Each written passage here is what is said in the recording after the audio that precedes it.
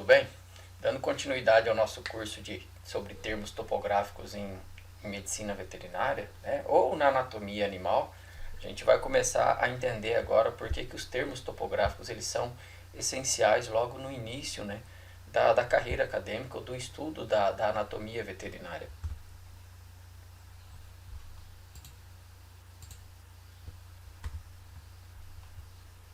Tá? Então, só um conceito básico. A anatomia veterinária, né, ou a anatomia em si, é um ramo da morfologia, o estudo da forma, que ela é estudada ou voltada, né, para estudar a estrutura, a topografia e a interação funcional entre os órgãos e tecidos que compõem o corpo. Tá? Então, a anatomia, né, é o estudo da forma do corpo, né, o estudo da morfologia.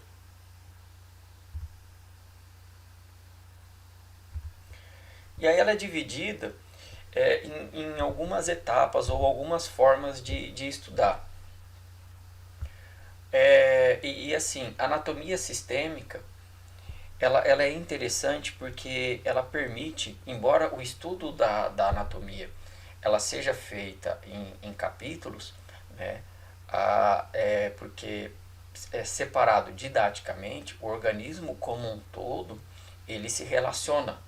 Tá? Então, assim, embora tenha sistema respiratório, digestório, endócrino e assim por diante, todos esses sistemas relacionam-se entre si.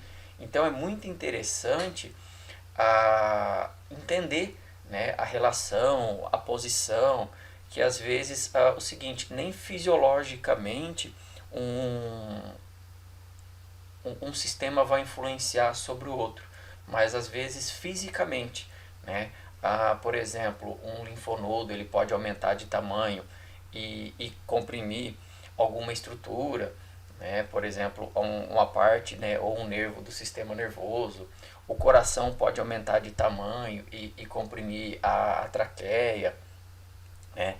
Uma alteração em alguma estrutura na base cardíaca pode obstruir o esôfago, ou seja, são sistemas totalmente separados ou distantes em formas de relação, mas em contato físico. Né? E esse contato físico pode fazer com que um sistema consiga influenciar no outro. Tá? Embora que fisiologicamente a maioria dos sistemas corpóreos relacionam-se entre si.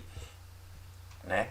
Ou seja, então são estruturas, né, igual como diz aqui nessa definição, e órgãos que vão desempenhar uma função comum, ok?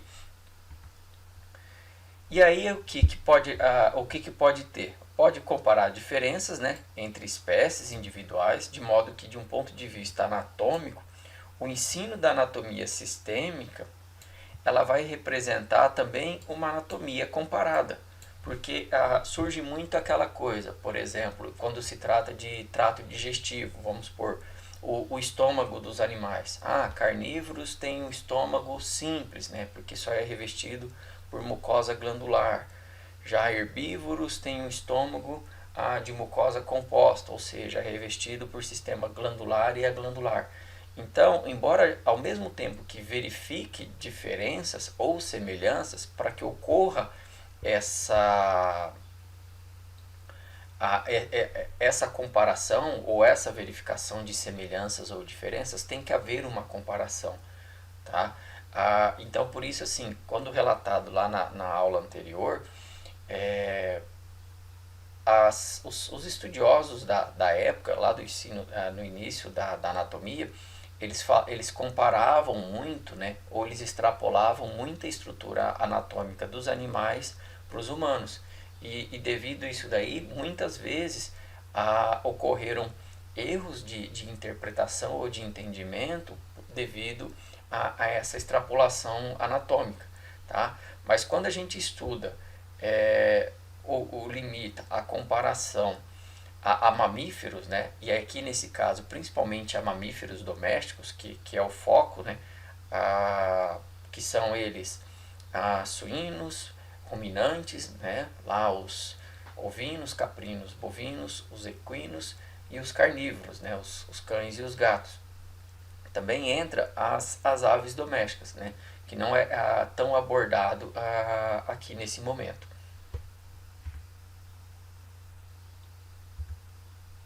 Então, assim, o porquê de estudar anatomia topográfica e anatomia sistêmica?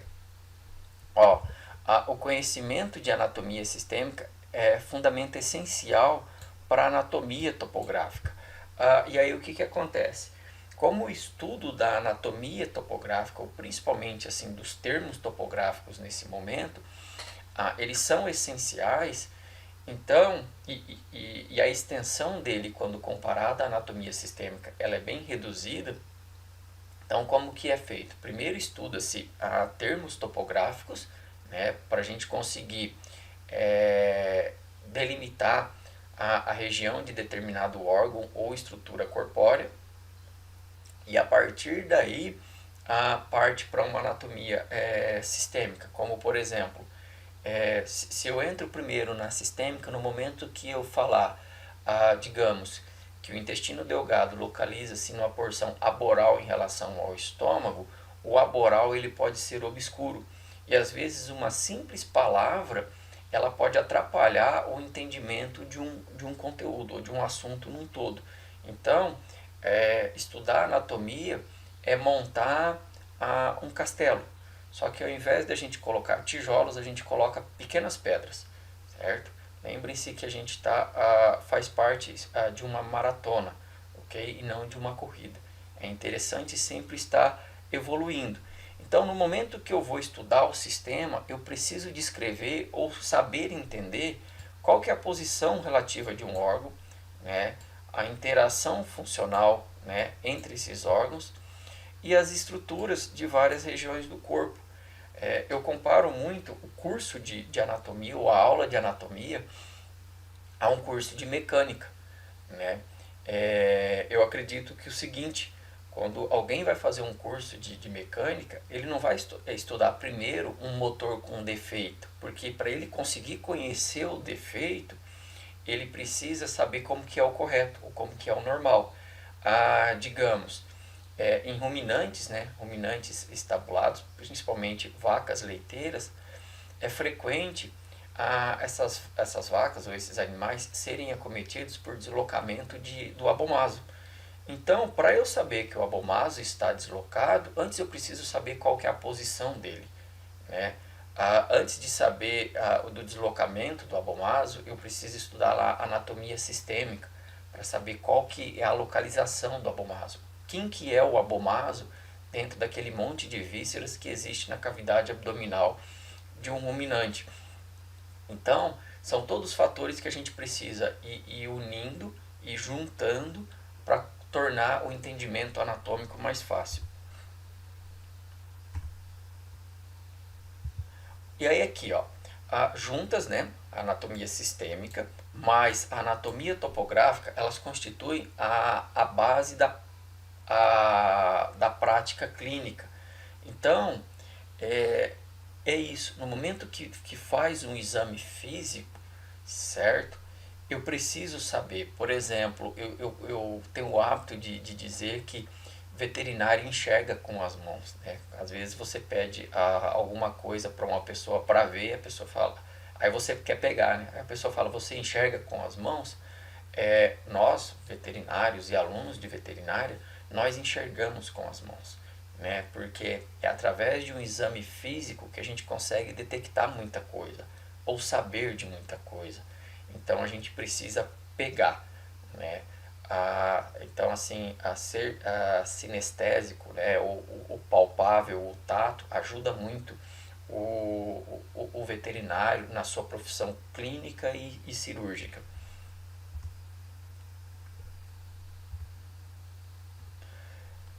E aí aqui, os nomes, né, como eu falei lá na aula anterior, eles são descritos lá na Nómina Anatômica Veterinária, lá na nave, e esses nomes eles servem, né, como informação.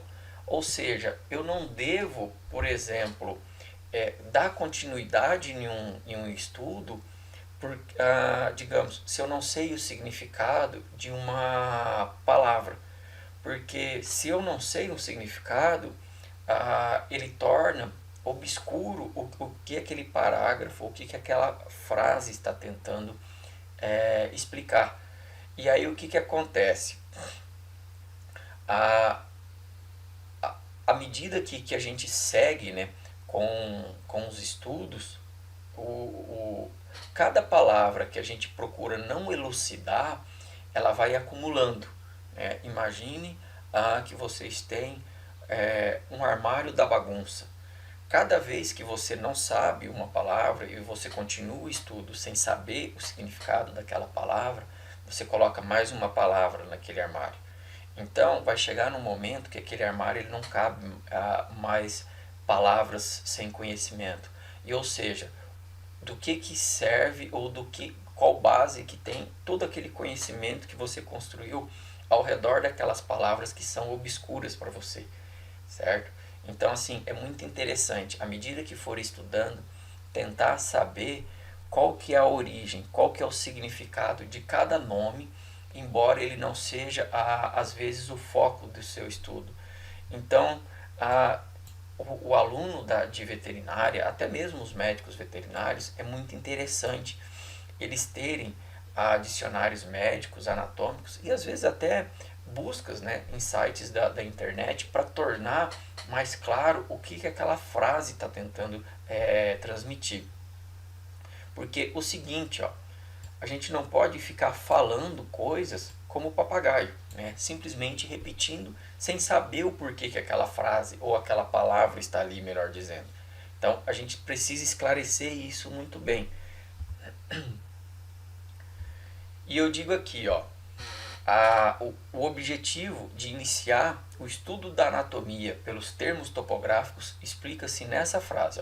Os nomes dados a estruturas particulares serão gradualmente encontrados. Ou seja, no momento que eu for estudar o urinário, eu vou encontrar os nomes das estruturas que formam o aparelho urinário.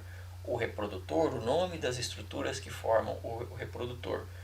Mas os termos, que indicam posição e direção, eles devem ser dominados quanto antes. Vamos supor, igual o caso de ruminantes. Se você não entende o que significa plano mediano, no momento que falar que o rim esquerdo está deslocado em direção ao plano mediano, isso fica obscuro. Falar que, por exemplo, que o rim direito, né, na maioria dos animais, ele é mais cranial do que o esquerdo, também fica obscuro.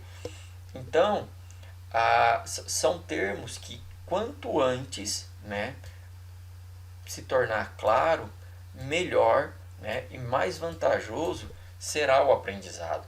Então, assim, os termos topográficos, eles são a base para o aprendizado, são a base para o conhecimento? Sozinhos não, tá? Mas eles fazem parte disso. Tá? É muito difícil a gente estudar. Imaginem o seguinte, vamos supor o caso de alguém que decida fazer uma intervenção cirúrgica em uma fratura de fêmur de um cão e ele não sabe qual que é a posição e a direção dos acidentes anatômicos daquele osso. Dependendo do tipo de fratura, ele não consegue fazer uma reconstrução anatômica adequada. Então, aqui a gente começa, né, a partir da próxima aula, a falar dos termos anatômicos que vão indicar a posição e direção no corpo animal. Obrigado. Na próxima aula a gente entra e à medida que for surgindo dúvidas, vamos postando, né, para poder tornar mais claro ou melhorar o entendimento. Obrigado.